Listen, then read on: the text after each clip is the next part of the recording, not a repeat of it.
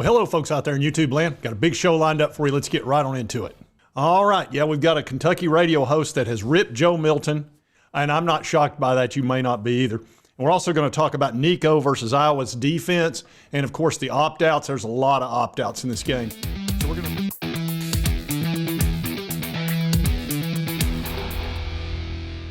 we're going to get into all this, but let's start out with this Joe Milton shade throwing. And this is by Zach Reagan on A to Z Sports. It says, Kentucky media personality looks completely foolish after a remark about Vols QB Joe Milton. It says a Kentucky media personality attempted to throw shade, but it completely and hilariously backfired. And I'm sure this is Nick Roush, if I knew it would be, took to Twitter to suggest that Milton opted out of the Citrus Bowl because he was scared to face Iowa's tough defense. What you talking about, Willis? Said Joe Milton watched the Iowa defense on tape and said, nah, I'm good. And Zach later says, of course, that forgets the fact that he played against Alabama, Georgia, Texas A&M, all down the line, all these great teams. Hello? And he also went 17 for 20 against Kentucky and whooped up on them at Kentucky. That was our one really good road game. And if you'll remember, this fella had a bit of a meltdown afterwards, and I really think this is what it's about. I think he's ticked off about Tennessee always beating Kentucky, which, look, we've had their number. That's just kind of how it is. And he's not happy about it. And I'll show you a little background on this guy, probably give you an idea why he decided to throw shade. And by the way, they just lost a tough game against Clemson. It was a really close game, but Kentucky turned the ball over 4 times second half, which you can't do. 3 of them are right in a row, which were just killers. And Dabo, you can't like Dabo. You can't. He won't let you. They kicked a field goal, which put them like 1 point ahead with about, 7 or 8 minutes to go, and then there were more scores after that. But Dabo was on the ground, like his hands and his face down on the ground, like kissing the ground because they'd made that field goal in this huge bowl game. And it's just, you just can't like the guy. He just won't let you. He's Dabo. But anyway, let's get back to this Kentucky radio host.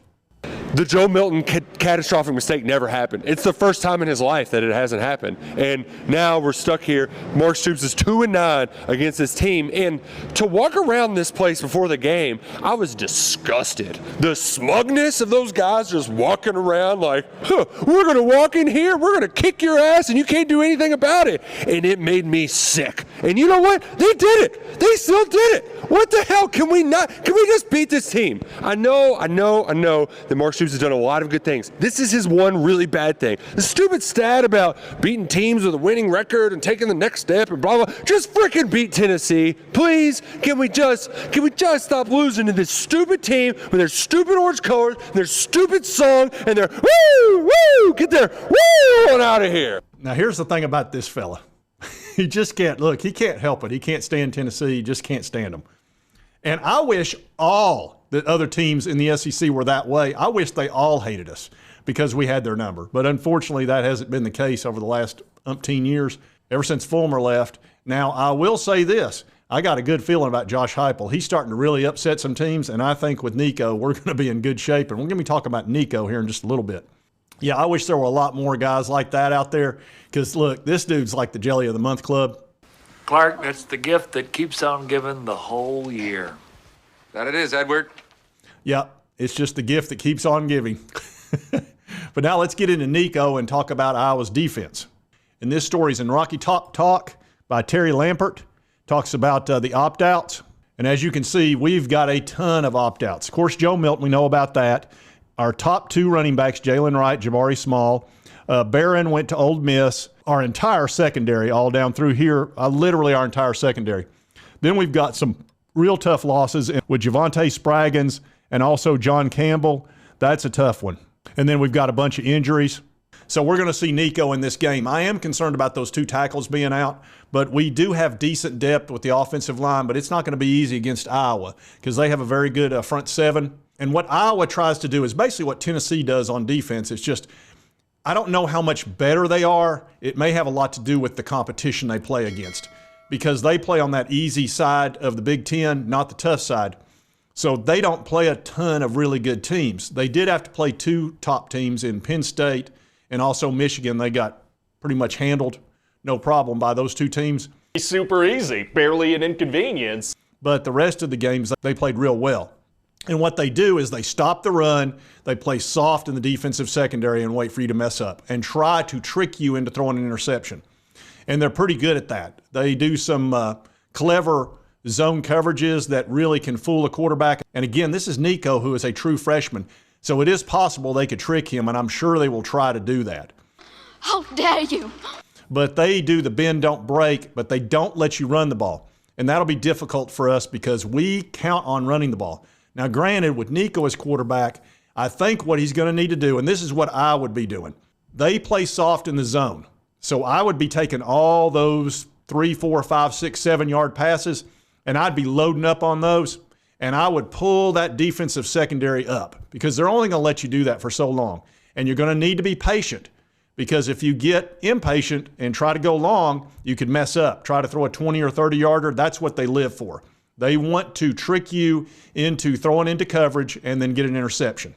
So Nico's going to have to be very patient, and so is Coach Heupel with his play calling. But this really should be ideal for Nico because he needs to get the ball out quickly and get some easy passes and get his momentum going, get into the flow, all of that. Because once that happens with a really good athlete, they really get tough to stop. So continue to pick them apart with little 3, 5-yard passes, which we're good at. We could also do some bubble screens. Pull that defensive secondary up, and then once they pull up, then you can burn them deep with a Squirrel White or one of many wide receivers that we have. Now, there are some big-time opt-outs by Iowa, and their biggest injury was their quarterback. They're already down to their second quarterback, but Cooper DeJean, who is their All-American defensive back, is not going to be playing in this game, and he's their best player, and this is going to make their secondary not nearly as good. And it talks about how he was a unanimous first-team All-American, so that's going to be tough. That's their leader back there. And their offense does not play very well. They've got a lot of offensive struggles. And their quarterback, Deacon Hill, has not played that well, and he was forced into action because Cade McNamara went down with a season-ending injury, so they've really struggled. He's thrown for only 1,000 yards and 5 touchdowns and 6 interceptions, so he's, it's not going to be so good. And their running back, the guy we will need to watch out for is LaShawn Williams. He's their big-time runner. He ran for 804 yards. So they're going to try to run the ball on us. That's probably what they'll do, although if it were me, I would try to throw against us because our secondary is going to be all new. Our entire secondary has been pretty much either graduated or they've transferred out. So we're going to have a lot of freshmen or sophomores back there, and they're very talented. Most of them are 4-stars, but this will be their first game starting just about, so we could have some mistakes back there. So that would be what I would attack if I'm Iowa. I would not try to run the ball too much on us because we will stop the run. We're very good at that, but when it comes to passing, that's where they'll need to attack us. Now, I think Nico's going to have a good game, especially with those short passes being available to him. He'll probably throw for well over 200 yards, and I think we're going to beat this team like 21-16 or 24-16. I don't think we'll score in the 30s. Iowa's defense is too good for that. But I think we'll get in the 20s, and I don't think they're going to score a whole lot. Unless our defensive secondary just completely phones it in and we just play terrible, I don't think they're going to score a whole lot. They're just not an offense that can score a whole lot. And I think we'll put a lot of pressure on their quarterback, which is what I would absolutely do. I would try to put as much pressure on their QB as I possibly could because I don't think they're going to be able to run on us. I'd be surprised if they do. Anyway, I did want to cover those 2 stories today. Of course, our game is Monday at noon, so a pretty exciting game, especially with Nico. I know everybody's fired up about it. The Citrus Bowl tickets are through the roof now, so it should be a very exciting game. There should be a lot of eyeballs on this ball game because there's people all over the country that want to see Nico, I can assure you. And if you like this content, be sure to hit that like button. Let's continue to cover my Vols, the SEC. I've been trying to cover a lot of these big stories too because I just get interested in that stuff. Michigan, Florida State, all that. Alabama is not even using their iPads anymore. They're so concerned about sign stealing. So anyway, that's going to be fun to watch. Now, if you've not subscribed, it's on your right, my left. Just hit this little button. It'll help you get my videos. Cost you nothing. And right over here's the most recent video YouTube thinks you'll like based on your viewing history. And we'll see you next time on Sports Talk Jay. You're still here? It's over. Go home.